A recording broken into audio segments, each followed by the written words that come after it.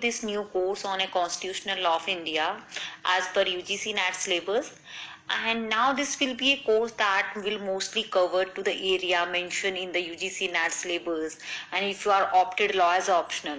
So constitutional law is one of the area that frequently tested and that are the question asked from a specific area, and we will look at the syllabus briefly. Firstly, we have talked about what is the constitutional law is exacting and what are the objective of the constitutional law of India, and why do we need a constitution and what does a constitution do.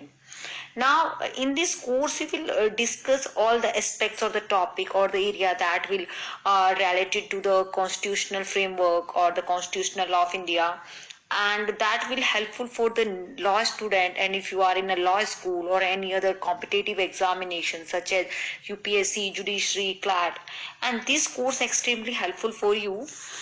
And the scope of the Indian constitution has been tremendously increased, and this course is more relevant now and is aimed to meet the expanded needs of the aspirant. It directly and fully covers the Indian polity part of the paper of the on the judicial as well the judicial the general studies paper, and is also useful for the certain optional subject like the public administration, political science, sociology, and the anthropology.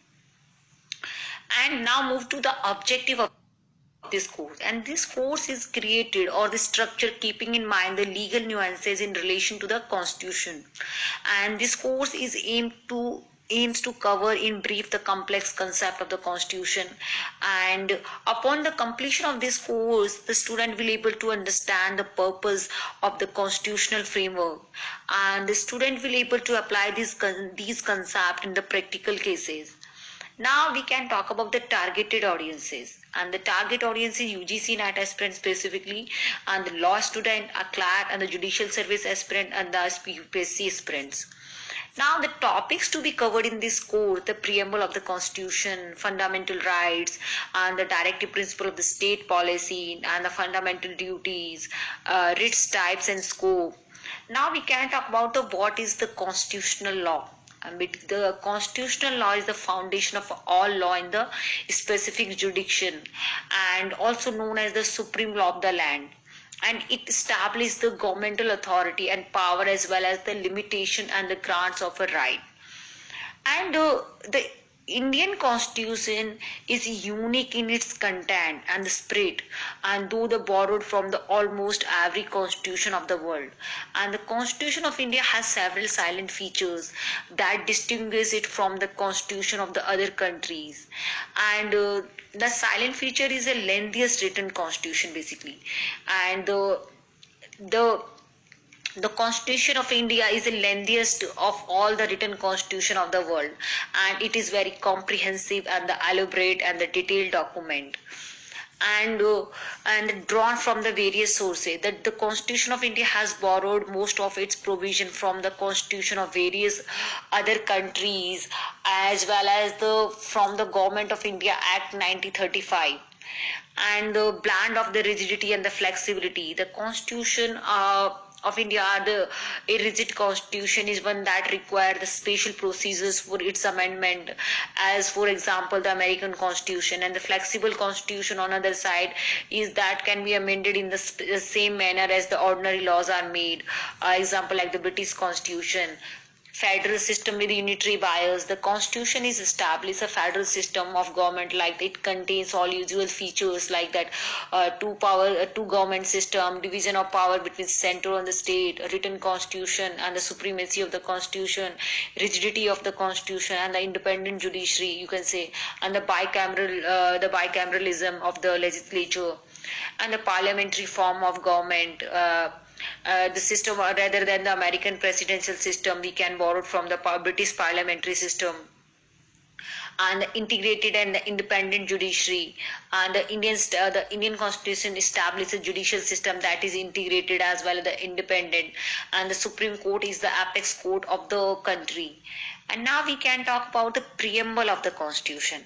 And the preamble of the Constitution is basically was the American Constitution was the first to be begin with the preamble, and many countries, including India, and followed this practice. And basically the preamble refers to the introduction or a preface to the Constitution. It contains the summary or essence of the Constitution. And the preamble of the Indian Constitution is based on the objective resolution drafted and moved by the Jawaharlal Nehru and adopted by the Constituent Assembly. And it has been amended by the 42nd Constitutional Amendment Act 1976, and which added three words, new words like the socialist, secular, and the integrity. And the ingredients of the preamble, like that source of authority and the nature of the Indian state, objective of the Constitution, and date of adoption of the Indian Constitution. Now we can talk about the fundamental rights.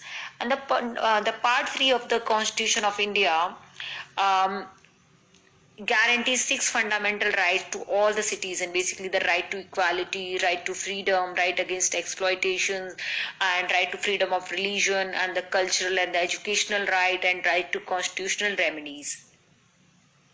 And the fundamental rights are meant basically for promoting the ideas of political democracy, and they operate as a limitation on the tyranny of the executive and the arbitrary laws of the legislature, and they are justiciable in nature, and that is they are enforceable by the courts for their violation. And now we can talk about the directive principle of the state policy. And Dr. B.R. Ambedkar's according to Dr. B.R. Ambedkar, the directive principle of the state policy is a novel feature of the Indian Constitution, and they are mentioned in a part 4A of the Constitution. They can be classified into three broad categories, like the socialistic and the Gandhian and the liberal and intellectual principle. And basically the fundamental duties are meant and for promoting the ideal of a social and the economic democracy, and they seek to establish a welfare state in India. Now we can talk about the fundamental duties. And the original constitution did not provide for the fundamental duties of the citizen, and these were added during the operation of internal emergency by the 42nd Constitutional Amendment Act of 1976 on the recommendation of the Swansea Committee. And the 86th Constitutional Amendment Act 2002 added one more fundamental duty. At present, the part 4A of the Constitution, only one Article 51A specify the 11 fundamental duties, like that to respect the Constitution, national flag, and national anthem, to protect the sovereignty, unity, and integrity of our country, and to provide.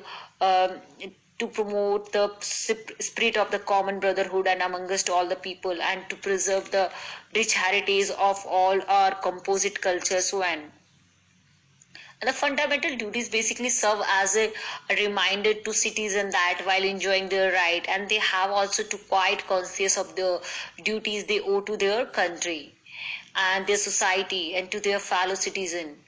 And however, like the directive principle, the duties are also non-justiciable in the nature. Now we can talk about the writs and type and scope. And the Supreme Court under Article 32 and the High Court under Article 22-26 can issue the writs of the habeas corpus, mandamus, prohibition, certiorari, and the quo vanto. And further, the Parliament under Article 32 can empower any other court to issue these writs. And since no such provision has been made so far, only the Supreme Court and the High Court can issue the writs, not any other court. Now we can talk about the before the 1950. Only the High Courts of Calcutta, Bombay, and Madras had the power to issue the writs, and Article 226 now empowers all the High Court to issue the writ. And basically these writs are borrowed from the English law, where they are known as the prerogative writs. And now let's move to